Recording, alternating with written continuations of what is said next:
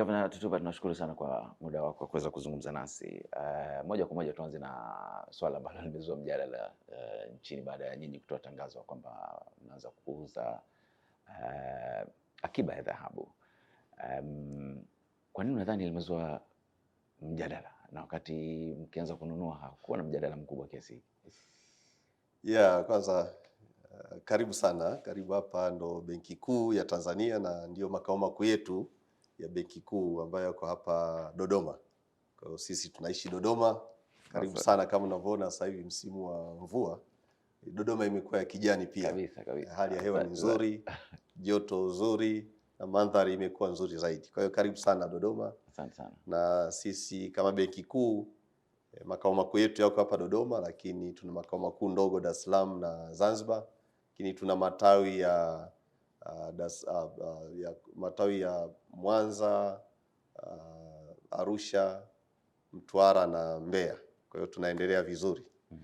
Sasa kwenye swali lako, nadhani watu wengi labda ni sababu ya kutoelewa, kwa sababu sheria ya Benki Kuu iko wazi.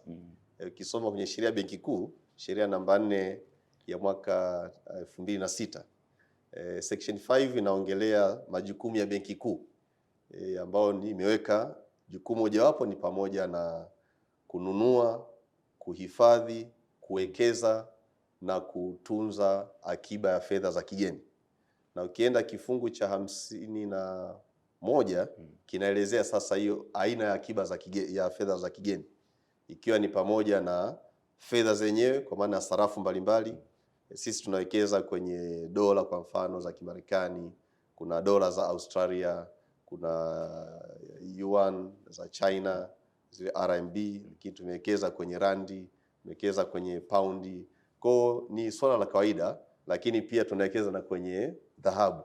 Sababu kienda pale section 51 na hata 52 imeongelea kabisa kwamba Benki Kuu itaweza kununua, kuwekeza, kuhifadhi, kuuza na kwa namna yote itakavyoona inafaa. Kwa hiyo sisi swala la kununua, tunashukuru Mungu kwamba tulianza programu hiyo ya ununuzi, na ununuzi ule rasmi ulianza tarehe 1 Oktoba 2024, na tulikuwa tumejiwekea lengo kwa ndani ya miaka mitatu tutimize angalau kama tani 20 ya dhahabu.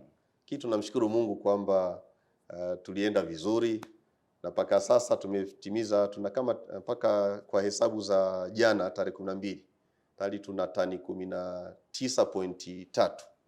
Sasa utaona kwa kiwango hicho tunakaribia kufikia lile lengo la tani 20. La tani 20 na ndani miaka mitatu. Japokuwa sisi tulianza sasa hivi tuna kama mwaka mmoja sasa, almost na miezi kadhaa, lakini tumeshafikia, tunakaribia kufikia lile lengo. Sasa kwenye uwekezaji wa mambo ya kifedha na mambo ya dhahabu, huyu anakuwa na taratibu zake, kwa sababu kila aina ya sarafu ile currency inakuwa na wakati mwingine na changamoto zake, kwa sababu kila currency inasimamiwa na nchi husika, ambapo kwa mfano ukiweka uwekezaji wako ukiwa mkubwa kwenye dola, siku dola ikiyumba, maana yake utapata madhara katika thamani ya ile dola. Similarly kwenye dhahabu. Dhahabu tunaona watu wengi kwa mfano sasa hivi wanawekeza kwenye dhahabu. Na sisi tulikuwa tumejiwekea kiwango fulani kwamba itafikia hiyo tani hiyo 20, ambapo kulingana na ile structure ya uwekezaji wetu kuna kitu tunakiita strategic asset allocation, ambayo sasa kwenye ile ule mchanganyiko wa sarafu tofauti tofauti jumla yake lazima itakuwa 100%. Kwa kadri uwekezaji wa dhahabu unavyokuwa mkubwa, maana yake unaenda kudilute ratio za sarafu nyingine. Sasa ndio maana tukawa tumejiwekea kwamba kwenye mkakati kama huo itakapofikia ukomo ambao uwiano wake umefikia kiwango tulichokihitaji, tunao wajibu wa kuendelea kupunguza, kwa sababu wakati tunanunua tulikuwa na malengo pia tofauti tofauti. Lengo la kwanza ilikuwa ni kurasimisha soko la wachimbaji wa ndani, ambao tunashukuru mpaka sasa wachimbaji wote naona wanapenda kuuzia dhahabu yao Benki Kuu, ikiwa ni mojawapo ya swala la uzalendo, lakini ni kuendelea kuthamini jitihada tunazozifanya kama kusupport nchi. Lengo la pili ilikuwa ni kupata mbadala wa utunzaji wa fedha za kigeni. ndio hapo sasa kwamba tumekuwa tukitunza fedha za kigeni kwenye currency tofauti. Kwa hiyo tulikuwa tunasema tuna diversify reserves. Badala ya kutunza reserves zetu kwenye currency zile za kawaida, tutunze pia kwenye thamani ya dhahabu. Lakini tulikuwa na lengo jingine ambalo ni kuwezesha sasa uhimilivu wa thamani ya shilingi yetu. Kwamba unapokuwa na akiba ya fedha za kigeni ikiwa kwenye mfumo wa dhahabu, unaweza ukaitumia ukihitaji fedha za kigeni, ukaitumia ile dhahabu labda aidha kuuza au ukatumia kuweka rehani, inakuwa kama dhamana, unakopa kwa msimu ambao unahitaji labda hizo fedha za kigeni, kwa sababu kuna hizo biashara zinafanyika duniani. Na wakati mwingine unaweza ukaamua ukauza ile ni kama leseni au kibali cha ule utunzaji wa dhahabu yako. Unapokiuza pale tunasema ni swap. Sasa unapata ile fedha za kigeni unakuja kutumia nchini mwako, lakini manake muda uliomalizika kulingana na ile hati mlivyouziana kwenye swap arrangement, ukimalizika kama ni miezi 6, itatakiwa yule mtu umrudishie zile dola zake labda yeye akurudishie dhahabu yako kama dhamana. Kwa hiyo ni vitu vya kawaida ambavyo vipo kwenye masoko ya fedha. Sasa labda watu kwa sababu hawajasoma sheria ya Benki Kuu, hawajawekeza na hawajui soko linavyo operate, wengine wanakuwa wanahofia, lakini ni utaratibu wa kawaida ambao huwa unafanyika. Na ni dhahabu kiasi gani ambayo mnapanga kuiuza? Sisi kwa sababu swala hili kama nilivyokuambia, ukisoma section ya 51 na 52 ya sheria ya Benki Kuu inasema tutawekeza dhahabu kama sehemu ya reserves za kawaida. Na sisi kwa mfano tuna idara yetu ya usimamizi wa masoko ya fedha, ile ina operate masaa 24, kwa sababu sisi kila siku tunafanya uwekezaji. Tunawekeza kwa kununua, tukiona soko liko vizuri tunauza. Na ndio maana ile idara inafanya kazi masaa 24. Hata jana kwa mfano,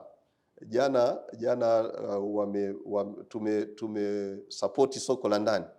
Mfano juzi tumeuza kwenye soko la ndani la hapa Tanzania, tumeuza dola milioni 25. Siku ya Ijumaa ya wiki iliyopita tumeuza kusupport soko la ndani dola milioni 30 ili kuwezesha waagizaji wa bidhaa na huduma nje wapate dola. Sasa pale tunapofanya vile, ndio maana kwenye reserves siku zote zinapanda na kushuka. Ukiona zimeongezeka maana yake tumenunua kutoka kwa vyanzo mbalimbali. Ukiona zinashuka maana yake tumeuza. Kama Ijumaa tumeuza dola milioni 30, juzi Jumanne tumeuza dola milioni 25. Maana yake kuna dola kama milioni 55 ambazo tumeuza kusapoti soko la ndani. Lakini hizo tunapouza maana yake tunapunguza kwenye reserves zetu. Kwa hiyo sisi ni kazi ya kawaida ya kila siku. Kwa hiyo katika hii akiba ambayo inabakia, benki inaweza kuuza mpaka kiasi gani? Yaani kwa dhahabu kiasi gani lazima labda umeweka isalie? Sasa sisi kwa sababu wakati tunanunua, nimekwambia tulikuwa na lengo. Lile lengo kwa sababu tunaona linakaribia kufikiwa na tumejifanyia tathmini. Kwa mwezi tunapata almost kama around tani 1.1 wastani. Sasa hiyo tani 1.1 tunaona kwamba tukifikia tani 20 tulizokuwa tumezipanga ndani ya miaka mitatu, of course tunazifikia sasa ndani ya mwaka moja kama na nusu, maana yake tutakuwa tumefikia ukomo. Sasa hatutaki tuache kununua, sababu kama umefikia lengo maana yake ungeacha kununua. Sasa ili uendelee kununua inabidi ile dhahabu iliyopo nyingine uendelee kuuza kusudi isiende kuathiri ule uwiano niliyokuambia kwenye ile strategic asset allocation yetu ambayo tumejiwekea kwenye reserves. Sasa swala la kununua na kuuza tunataka liwe endelevu. Kwa hiyo tutakuwa tunauza kwa kadri tunavyoona inafaa na tutakuwa tunaendelea kununua ili kuimarisha soko la ndani. Ndio maana kwenye sheria labda watu kwa sababu hawafahamu sheria. Sheria ukisoma kwa mfano kifungu cha 51 kimeweka kwamba muda wowote kwa kadri benki itakavyoona inafaa inaweza ikafanya taratibu za kuongeza au kupunguza akiba ya fedha za kigeni ili mradi isipungue miezi 4 inawiana na uagizaji wa bidhaa na huduma kutoka nje. Kwa sisi mpaka kwa taarifa za mpaka juzi tuna akiba ya fedha za kigeni ukijumlisha sasa hizo sarafu zote, ukijumlisha dola za Marekani, Australian dollar, RMB za China, ukiweka randi na nyingine nilizozitaja zote na gold, zinafikia thamani ya dola bilioni 6.5 ambazo zinakidhi uagizaji wa bidhaa na huduma kutoka nje kwa miezi mitano. Kwa hiyo utaona tuko tayari juu ya kile kiwango cha chini kilichotakiwa. Sasa kwa namna tulivyojiwekea sisi, kwa sababu ni kazi yetu ya kila siku na sheria imetupa mandate ni kila siku kwa kadri tutakavyoona inafaa. Na kama nilivyokuambia, hii idara yetu ya masoko ya fedha inafanya kazi kwa shift. Wanaingia, wapo shift ya mchana, ipo shift ya usiku. Na hii ni kutokana na mabadiliko ya masaa katika dunia. Kwa mfano uwekezaji labda wa Marekani, wakitaka kuingia minada Marekani, kule minada Marekani wakiingia kwa mfano kule Marekani ikiwa labda ni saa 4 asubuhi, sisi huku itakuwa ni usiku. Ndio maana ya kufanya kazi masaa 24. Sababu kule tunatofautiana masaa almost 7 mpaka 8 kwa misimu inatofautiana. Lakini kuna fedha mfano wanaweka labda China. Minada ile ya China wakati mwingine tuna difference ya masaa kadhaa. Kwa ndio maana ile idara inafanya kazi masaa 24. Lakini tunavyowekeza katika kuwekeza dhahabu ndipo tunapopata faida. Sasa wale, kwa sababu tunakuwa na taratibu zetu za ndani, tunaona okay, leo labda soko la Marekani lina interest nzuri, lakini labda soko la China labda liko labda interest iko ndogo. Kwa hiyo ni kwa kadri tutakavyoona inafaa kulingana na utaalamu na tathmini zetu, tunaweza tukaamua tukatoa kibali cha kuuza labda Chinese yuan na siku hiyo tukanunua labda tukawekeza kwenye dola. Kwa hiyo ni kwa kadri tunavyoona inafaa. Najua watu wengi kwa sababu hawana elimu ya fedha. Lakini wale ambao wana elimu ya fedha, hata ukienda pale Dar es Salaam Stock Exchange kila siku wale brokers wananunua na kuuza. Ndivyo biashara ilivyo. Sasa watu kwa sababu hawana uelewa, wengine wanaanza labda kuhofia, lakini waendelee kuamini kwamba sisi kwa dhamana tuliopewa tunaendelea kusimamia swala hili kwa uadilifu mkubwa na kwa vigezo vyote vya kitaalamu tulivyo navyo, kwa sababu kama unatafuta wataalamu wa masuala ya fedha wako Benki Kuu. Kwa Tanzania hakuna sehemu nyingine utapata wa kila aina zaidi ya Benki Kuu ya Tanzania. Moja ya jambo ambalo pia Benki Kuu ilikuwa ikatolea ufafanuzi, maana tangazo lilivyotolewa ikasemekana kwamba fedha zinaenda kusaidia miundombinu ya nchi, lakini mkaja mkakataa. Kwa nini ilihusishwa kwamba dhahabu inauzwa kwa ajili ya miundombinu? Sasa kwanza labda ni uelewa mdogo wa baadhi ya watu, kwa sababu sisi Benki Kuu ni benki ya serikali na ni benki ya mabenki. Ndio maana hapa Benki Kuu tuna akaunti za serikali pekee na akaunti za mabenki. Maana hakuna watu ambao wana akaunti hapa Benki Kuu individuals. Kwa sababu sisi pia kwa sheria sisi ni regulator wa mabenki. Kwa hiyo tunazipatia leseni benki za biashara za maendeleo ili zikafanye biashara ya kufungulia watu binafsi akaunti. Kwa sisi hapa tuna akaunti za serikali. Sasa serikali kama zinavyo-operate labda benki nyingine zote, unapokuwa na fedha unaweza ukazitumia kumkopesha mtu kwa taratibu ambazo zipo. Ukisoma kwenye sheria ya Benki Kuu kuna modalities tofauti za kupeleka fedha serikalini. Kwanza kuna ukomo ambao umewekwa 18% ya mapato ya mwaka uliotangulia. Kwa mfano sasa hivi 18% kwa mwaka huu, serikali ikihitaji muda wote inaweza ikapata hiyo advance, tunaita ni advance. Ni kama overdraft vile kwenye mabenki. Kwa hiyo ina hiyo window, siku serikali ikihitaji fedha inakuja inachukua, itakusanya na kurejesha, kwa sababu ya ile misimu ya upatikanaji wa fedha. Naita kuna zile seasonalities, kuna kipindi cha mapato mengi ya serikali, lakini kuna kipindi ambacho mapato yanakuwa yako chini, especially kwa baadhi ya miezi. Lakini mfano miezi inaangukia kila mwisho wa robo mwaka, utaona mapato yanakuwa makubwa. Sasa miezi ile labda ambayo mapato yako chini, wakihitaji fedha wanakuja wanachukua. Na kwa mwaka huu wanaweza kachukua mpaka around trilioni kama 6.5.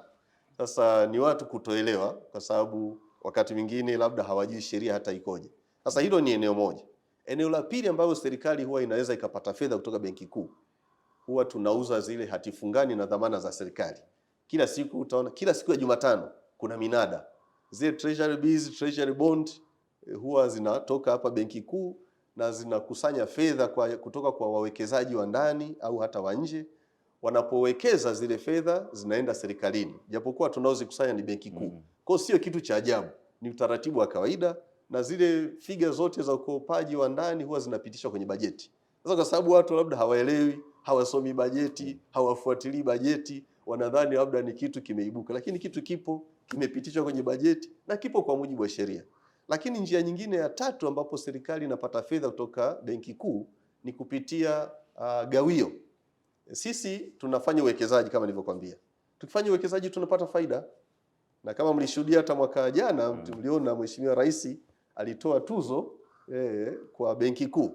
Ile tuzo aliyotoa kwa Benki Kuu ilikuwa ni kutokana na mchango tuliotoa mkubwa wakati wa kutoa zile dividends. Mwaka jana kwa mfano tumetoa dividend ya bilioni 320. Zile tunaipatia serikali kutokana na uwekezaji.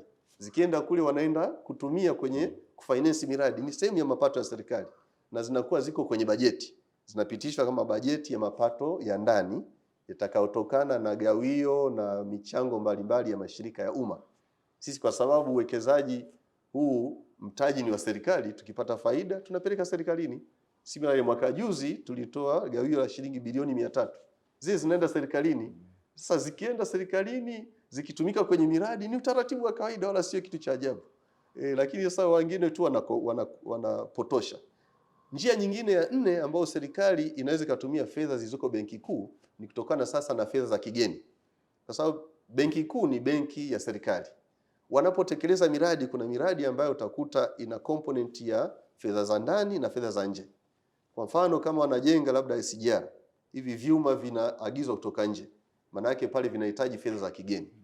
Serikali wakitaka kumlipa mkandarasi, kwenye mkataba ule kuna pasenti wamezigawa.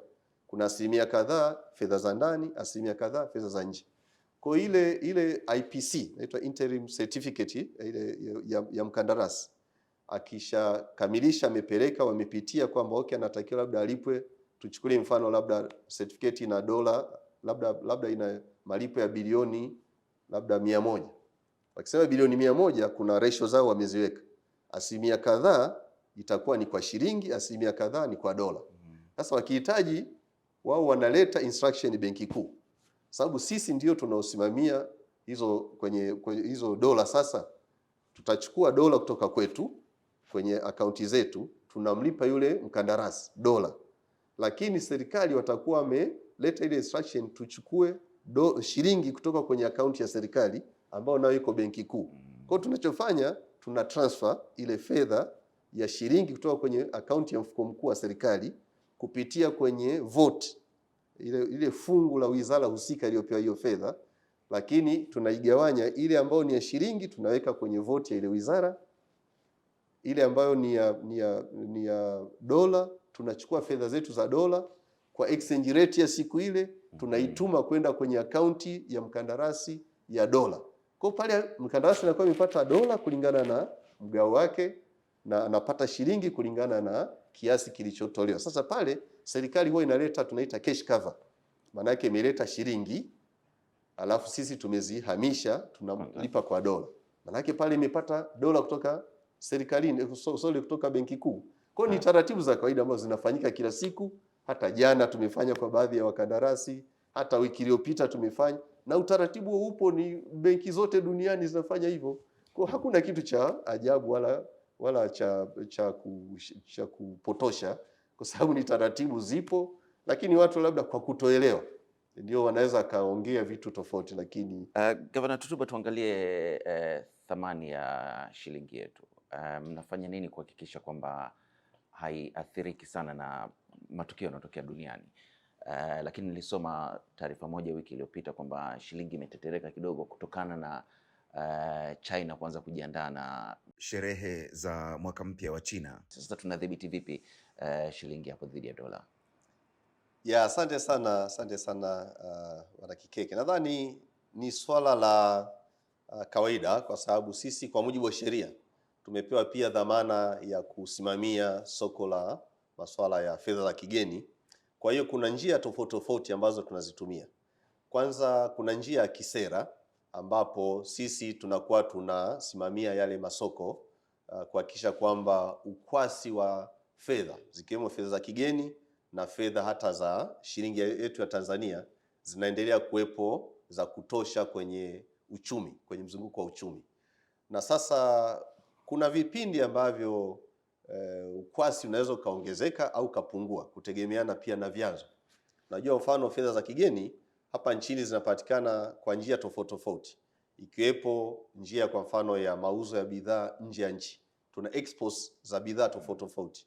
Na tunashukuru kwa kipindi cha hivi karibuni tumekuwa na exports nyingi hasa za dhahabu kwa mfano, na bei ya dhahabu inavyopanda maana yake tunapata dola nyingi zaidi ukilinganisha na kama tungeuza wakati bei iko chini. Lakini njia nyingine ni mauzo ya bidhaa za kilimo kwa mfano. Msimu wa exports za mazao ya kilimo tumeendelea kuuza, na hivi karibuni tumemaliza na zao la korosho. Na tunashukuru tumepata fedha nyingi tu kwenye fedha za kigeni kupitia mazao ya kilimo. Lakini kuna shughuli za utalii ambazo nazo tumeendelea kupata dola nyingi kupitia shughuli kama hizo. Lakini tumeona kwa hivi karibuni kuna hata kwenye shughuli kama za usafirishaji. Kwa mwaka jana sekta ya usafirishaji nayo imefanya vizuri kuleta fedha nyingi za kigeni, kwa sababu tumeona watu wengi wamenunua magari wanapeleka bidhaa nchi za jirani lakini kwa sababu umiliki ni wa hapa ni wa Tanzania wakipeleka mizigo manake dola zinarudi hapa nchini. Kwa hiyo kuna vyanzo tofauti tofauti, lakini kwa upande wa serikali tumeona wakati mwingine wamepokea hata mikopo kutoka kwa nchi za nje, na pia wamepata hata misaada kadhaa kutoka kwa washirika wa maendeleo. Zote zinakuja nchini. Sasa kutokana na ile misimu ya upatikanaji wa fedha, lakini pia misimu ya utumiaji wa fedha, na umesema hivi karibuni kwamba dola imekuwa kama ikitetereka kutokana na watu wananunua bidhaa kwenda China. Ni kweli tunafahamu China wana mwaka wao, ambapo kipindi cha mwaka wa mwanzo wa mwaka wa China ambao huwa ndio hii mwezi Februari huwa wanafunga viwanda. Kwa hiyo huwa kila mwaka panatokea uagizaji wa bidhaa nyingi kutoka nje ya nchi, hasa miezi ya kuanzia mwezi wa 10, 11. Wengi wanaagiza wa 10, 11 kwa ajili ya kukimbizana na sikukuu za mwisho wa mwaka ili wauze sana. Ni swala la kawaida, kila mwaka inajitokeza.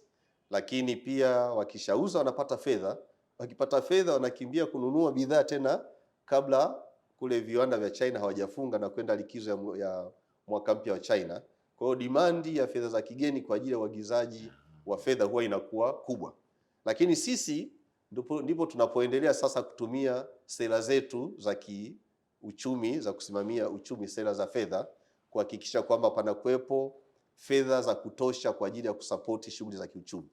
Ndio maana nimekuambia baada ya kuona kwa mfano kiwango kinaposhuka, sisi tunachukua kutoka kwenye akiba ya fedha za kigeni, tunakuwa tunauza kwenye masoko. Na masoko hapa tuna soko la jumla, naita ni hilo la jumla linakuwa linashirikisha ni mabenki na yani benki kuu na mabenki. Kwa hiyo tunakuwa na minada pale. Sasa kwenye ile tunaita ni interbank foreign exchange market, ni soko la jumla la fedha za kigeni, ndipo tunapoenda kuuza kwenye minada. Ndio maana nimekuambia wiki iliyopita Ijumaa nilitoa kibali cha kuuza dola milioni 30 kusapoti watu wanaotaka kuagiza bidhaa nje, kwa sababu zile channels nyingine ambazo walikuwa napata zaidi fedha kutoka kwenye soko la rejareja. Nikisema soko la rejareja la fedha za kigeni, maana yake ni linahusisha watu binafsi au makampuni na mabenki au maduka ya kubadilishia fedha za kigeni. Kule ndo kuna soko la rejareja. Sasa kwa sababu kule kwenye soko la rejareja vyanzo vya fedha ambazo wangezipata na kuuza kule moja kwa moja tunaona kama vimepungua, sisi sasa kutumia sera yetu ya fedha kwenye monetary policy. Na kama utakumbuka tarehe 8 wakati ninaelezea mwelekeo wa hali ya uchumi kwa kipindi cha robo hii ya kwanza ya mwaka 2026, nilisema kwamba tutaendelea kusapoti ili tuhakikishe kuna ukwasi wa fedha za kutosha. Ndio maana tuliweka ile riba ya Benki Kuu ya 5.75 na tukasema tutaendelea kuangalia wigo wa kwenda juu 2% au kwenda chini 2%, tukimaanisha kwamba sasa hata katika masoko yakiwa na ukwasi mdogo tunaweza tukayapatia aidha shilingi kwa viwango hivyo tutakavyokuwa tumeviweka, lakini pia tunaweza tukauza hata dola kwa utaratibu wa kawaida. Na hapo kwa mfano ndio maana nasema wiki iliyopita nilitoa kibali cha kuuza dola milioni 30 siku ya Ijumaa, lakini Jumanne juzi tumeuza tena dola milioni 25. Yote ni kusapoti soko lisiishiwe fedha za kigeni. Kwa sisi bado tuna fedha za kigeni nyingi. Ndio maana nimekwambia sasa hivi tuna kama trilioni dola bilioni 6.5 ambazo zipo. Siku tukiona kuna uhitaji tunapunguza kidogo, tunaingiza kwenye soko kusapoti, kuhakikisha bei haipandi sana sasa. Lakini kuwezesha watu wawe na fedha pale wanapohitaji kwa ajili ya kuagiza bidhaa nje, kwa sababu fedha pia ni kama bidhaa. Zikiadimika zile principles zetu za kiuchumi za demand na supply zinaendelea pale pale. Kwa hiyo kama dola zikiwa chache kwenye soko, wahitaji wakiwa wengi, maana yake zitakuwa zimeadimika, watu watapandishia na bei. Lakini zikiwa ni nyingi sasa zinazowiana na mahitaji ya soko, zitaendelea kubaki kwenye uwiano unaotakiwa. Ndio maana sisi tukifanya tathmini, mfano hata leo wakifanya tathmini wakaniletea kwamba hapa governor, labda kwa soko lilivyo tunahitaji labda hata dola milioni 10. Mimi ikija najiridhisha kwenye nani, ninatoa kibali sababu sheria imeshanipa mandate. Mimi governor ndo ninayeidhinisha kwamba leo tuingize sokoni kiwango fulani kulingana na mahitaji. Kwa hiyo kwa kipindi ambacho bado tuna akiba nyingi na tunaendelea kuwekeza, tunapata faida na akiba nyingine, kwa sasa siku yote tukiona kuna uhitaji tunauza, kama tulivyouza juzi Ijumaa pia dola milioni 25. Umetaja hiyo riba ya 5.75. Nakumbuka ulizungumza kabla ya uchaguzi na ukawa una uhakika kabisa kwamba tutavuka salama. Najua tukapita kwenye uchaguzi na ikatokea aliyotokea. Umewezaje Benki Kuu ikasalia pale pale kwenye 5.75 na mfumuko wa bei pia kudhibiti katika 3% nafikiri? Yaani unajua sasa, kwanza lazima ufahamu kwamba kwenye uchumi watu wanasema uchumi unashikiliwa na sera za aina kama 3. Kuna sera za kisekta wanaita sectoral policies au wengine wanaita public policies. Ndio sera za kilimo, sera za afya, sera labda za mifugo, ambazo zile zinawezesha watu binafsi au makampuni kutekeleza shughuli za kiuchumi kule kwenye sekta husika. Lakini kuna sera ya kodi, wamezoea kuita fiscal policy, ambayo sasa ile inaendana na mahitaji ya wale wanaozalisha kule, kwamba bei ya kitu fulani iwe ni bei fulani. Ile bei maana yake ni mjengeko wa gharama za uwekezaji ukijumlisha na gharama labda za tuseme na faida, au kama gharama za uendeshaji ukijumlisha na faida na kodi, ndio inakuwa pale kama hiyo kwenye fiscal policy. Sasa tunapo balance, umeongelea swala la mfumuko wa bei. Sera ya 3 huwa ni sera ya fedha. Sera ya fedha ndiyo inawezesha sasa tunapotoa fedha, na tunaita kwamba ile kitu kinachofanya shughuli ya kiuchumi itekelezeke ni kama incentive yake ni fedha ambayo inapita pale kwenye hiyo shughuli yenyewe. Kwa hiyo huku upande wa Benki Kuu sisi tunakuwa na fedha ambazo tunaangalia ujazi wa fedha pamoja na kuangalia kasi, ile velocity. Ndio maana tulikuwa na equation nasema ile money supply times velocity inatakiwa iwe sawa sawa na economic activities times price. Tulikuwa na equation moja inasema MV is equal to PE. Sasa ile M ina stand for money supply, ile V inakuwa ni velocity ya hiyo fedha, kasi ya kuzunguka kwa hiyo fedha. Kwa ni issue ya kawaida ya kiuchumi, ambayo tunapoangalia ujazi wa fedha zilizoko kwenye mzunguko wa uchumi, ndipo tunapobalansia kwamba shilingi ngapi sasa ziingie kwenye mzunguko wa uchumi ili zikawezeshe bei zilizoko kwenye mzunguko ziwe stahimilivu. Ndio mfumuko wa bei wenyewe, sawa? Lakini uendane na kuwezesha shughuli za kiuchumi zitekelezeke. Ndio maana kwa mfano wakati natangaza mwelekeo wa sera za fedha sasa kwa hii robo ya kwanza mwaka 2026, nilisema baada ya kufanya tathmini na kuangalia mwenendo wa uchumi wa kidunia pamoja na mwenendo wa uchumi wa kikanda, kwa sababu unapofanya zile tathmini unaangalia kuna internal environment na external environment, yale mazingira ya nje ambayo sisi inawezekana tusiwe na influence katika kuyabadilisha, lakini yale yanaweza katuathiri, lazima tuyafanyie tathmini ya kina. Sasa tunapofanya tathmini ya kina na kujiridhisha kwamba mazingira ya kiuchumi ya nje ya nchi bado tunaweza tukakabiliana nayo kwa mwenendo fulani fulani, ndipo tunapokuja tunakuwa tuna seti sasa kwamba okay, tuliona kwa mfano kwa riba ya 5.75 itawezesha benki ziwe na ukwasi wa kutosha utakaowezesha mfumuko wa bei usiende juu sana. Sasa hivi tuna lengo la muda wakati la kuwa na mfumuko wa bei kati ya 3 mpaka 5. Kwa hiyo hilo tunaliangalia na siku ile nilisema. Lakini wakati huu tunapoangalia mfumuko wa bei tunaangalia kiwango cha ukwasi uliopo kwenye uchumi, yani wingi wa fedha, ujazi wa fedha uliopo kwenye uchumi uwezeshe shughuli za kiuchumi zitekelezeke mpaka tufikie ukuaji wa uchumi unaotakiwa kwenye sekta zote. Sasa pale nilisema mfano kwa lengo lilopo tunatarajia itaenda mpaka 6.3. Sasa hiyo 6.3 kwa kuangalia shughuli za kiuchumi zilizopo sasa hivi ni fedha kiasi gani zinazohitajika ziwepo kwenye mabenki ili ule ukwasi wa mabenki uwezeshe watu wanaohitaji fedha kukopa wazipate, wakatekeleze shughuli zao na warejeshe bila kuathiri mfumuko wa bei. Kwa hiyo ni hesabu ambazo tunazifanya, tuna wataalamu na tunatumia models, zipo macroeconomic modeling ambazo tunazifanya, zinatupatia matokeo ambayo yako very accurate.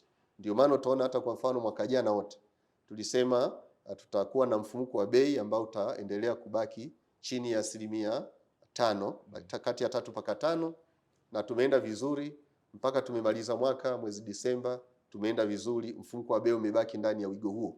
Licha ya kwamba mfumuko wa bei wa kidunia ulikuwa juu, ulikuwa around 4. Hata mwaka juzi kwa mfano, mfumuko wetu wa bei wa Tanzania kwa mwaka 2024 ulikuwa wa wastani wa 3.2, lakini mfumuko wa bei wa kidunia ulikuwa 4.7. Lakini kwa sababu sisi sera zetu tumeziweka vizuri na tunahakikisha kwamba tunaita ni central bank rate, riba ya benki kuu tunayoitoa ambayo ndio inayowezesha mabenki kutafuta fedha na hata mabenki yenyewe kukopeshana na kuwa na ukwasi wa fedha za kutosha zinazosapoti shughuli za kiuchumi unaendelea kubaki katika wigo tulioupanga. Tupo mwaka wa mbele. Imewashika.